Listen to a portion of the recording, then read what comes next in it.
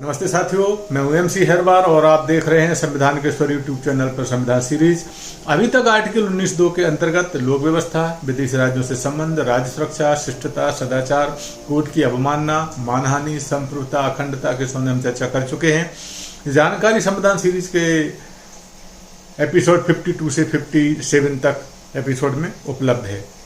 आज हम संविधान का आर्टिकल 19(1)(b) सेक्शन 3 के अंतर्गत नागरिकों को सभा जुलूस निकालने हेतु संविधान में क्या प्रावधान है जानने की कोशिश करेंगे। चर्चा करने के पूर्व आर्टिकल 19(1)(b) में सभा एवं सम्मेलन करने हेतु संविधान के मूल शब्द क्या हैं, आज हम उसी को जानने की कोशिश करते हैं। ये मूल शब्द है protection of the certain rights regarding freedom of speech. All the citizen shall have the right to assemble peacefully and without arms. यदि हम हिंदी में अनुवाद समझे तो आर्टिकल 19(1)(b) के अंतर्गत वाक स्वतंत्रता के अधिकारों के संरक्षण के अंतर्गत सभी नागरिकों को शांतिपूर्वक और बिना हथियारों के कोई भी सभा, सम्मेलन या मीटिंग करने का अधिकार दिया गया है। आज इसी आर्टिकल की एक संक्षिप्त रूप से व्याख्या करते हैं। भारतीय नागरिकों को शांतिपूर्वक बिना हथियार के सभा करने की स्वतंत्रता प्रदान करता है। इसमें सार्वजनिक सम्मेलनों, सभाओं और जुलूसों का अधिकार भी सम्मिलित है। यह अधिकार प्रजातांत्रिक व्यवस्था का स्वाभाविक परिणाम है। वस्तुतः यह स्वतंत्रता वाक और अभिव्यक्ति का ही एक अंग है। जब तक सभा करने का अधिकार नहीं होगा, व्यक्तियों को अपने विचारों के आदान प्रदान करने का अवसर प्राप्त नहीं होगा। अन्य अधिकारों की भांति इस अधिकार पर भी सरकार द्वारा प्रतिबंध लगाए जा सकते हैं और इस अधिकार पर निम्नलिखित 3 अधिकारों पर प्रतिबंध तो लगाए ही जा सकते हैं। पहला कि वह सभा शांतिपूर्ण होना चाहिए, वह सभा बिना हथियारों के होना चाहिए। आर्टिकल 19 के खंड 3 के अंतर्गत इस लोक व्यवस्था के हित में उपयुक्त प्रतिबंध सरकार लगा सकती है। यदि कोई सभा हिंसात्मक या जनशक्ति को भंग करने वाली है तो आर्टिकल 19(1) की सुरक्षा उसे प्राप्त नहीं होगी। इस प्रकार की सभाओं, सम्मेलनों और जुलूसों को गैर कानूनी घोषित किया जा सकता है और उसे भंग करने का आदेश भी दिया जा सकता है। भारतीय दंड संहिता 1860 के सेक्शन 8 में उन शर्तों का उल्लेख है जिनकी मौजूदगी में कोई भी सभा गैर कानूनी हो सकती है। इसके लिए इंडियन पेनल कोड में धारा 141 से लेकर 160 तक कुल 23 धाराओं का प्रावधान किया गया है।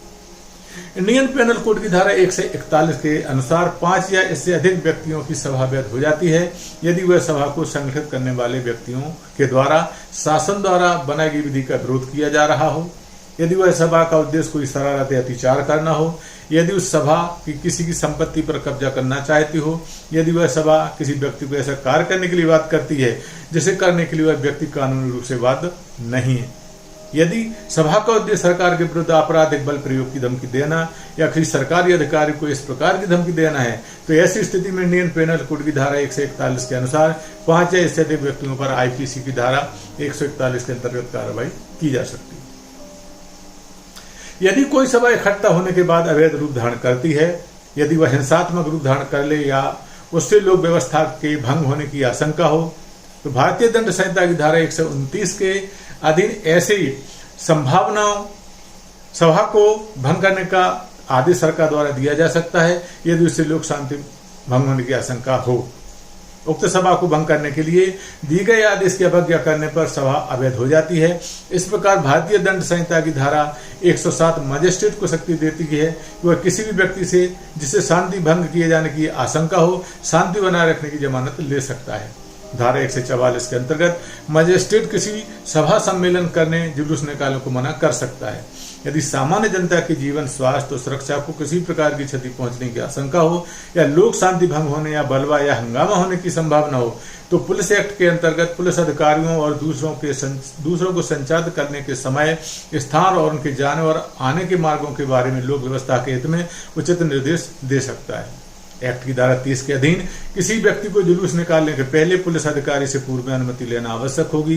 कोई ऐसा कानून जो मजिस्ट्रेट को किसी सभा के करने की अनुज्ञा को स्वीकार या उसे अस्वीकार करने का अधिकार प्रदान करता है या ऐसा कानून बना मजिस्ट्रेट की अनुमति के सार्वजनिक जुलूस निकालने की अनुमति नहीं देता, न्यायालय द्वारा वैध घोषित किया जा सकता है।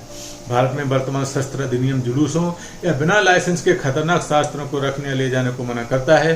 जो देशद्रोह अधिनियम 1911 ऐसे सार्वजनिक सम्मेलन को राजद्रोह को उकसाते हैं, जनशक्ति को भंग करते हैं का या निषेध करता है। राज्य सरकार किसी प्रांत या उसकी किसी भाग को सुरक्षित क्षेत्र घोषित कर सकती है। इसके पश्चात क्षेत्र में कोई भी सार्वजनिक सभा या सम्मेलन किसी ऐसे व्यक्ति विचार विमर्श या विषयों से संबंध लेकर प्रकाशन का प्रदर्शन या प्रचार नहीं किया जा सकता जो लोक व्यवस्था अव्यवस्था फैलाता हो या उकसाता हो, और उनसे सभा करने की लिखित रूप से अनुमति प्राप्त करना होगी। उपरोक्त सभी भूबंध आर्टिकल 19 के खंड 3 के अंतर्गत सभा करने की स्वतंत्रता पर युक्ति प्रतिबंध माने गए हैं। तो साथियों, यदि संविधान के आर्टिकल 19(1)(b) के अंतर्गत सभाओं, जुलूसों, सम्मेलनों के आयोजनों को करने हेतु संवैधानिक जानकारी पर एक संक्षिप्त व्याख्या जो आपको प्रस्तुत की गई है। जल्दी ही आर्टिकल 19(1)(c) के अंतर्गत यूनियन कोई संगठन या समिति बनाने के संविधान में नियम क्या निर्धारित किए गए हैं उसके लिए चर्चा में पुनः उपस्थित होंगे। अंत में आपको सूचना प्रेषक का निवेदन है कि यदि आप सम्मेलन, सभा या जुलूस निकालना चाहते हैं या भविष्य में कोई योजना है तो आर्टिकल 19(1)(b) में दिए गए प्रावधान IP की धाराओं को सीमा में रहते हुए करें, जिससे संविधान का भी पालन हो और आपका कार्य भी संपन्न हो जाए। यदि आपको वीडियो अच्छा लगा हो तो कृपया संविधान के स्वर यूट्यूब चैनल को लाइक करें, सब्सक्राइब करें, शेयर करें तथा कमेंट करें, जिससे आने वाले वीडियो के नोटिफिकेशन आप तक पहुंच सकें। एक बार पुनः आपको बहुत बहुत धन्यवाद। नमस्कार।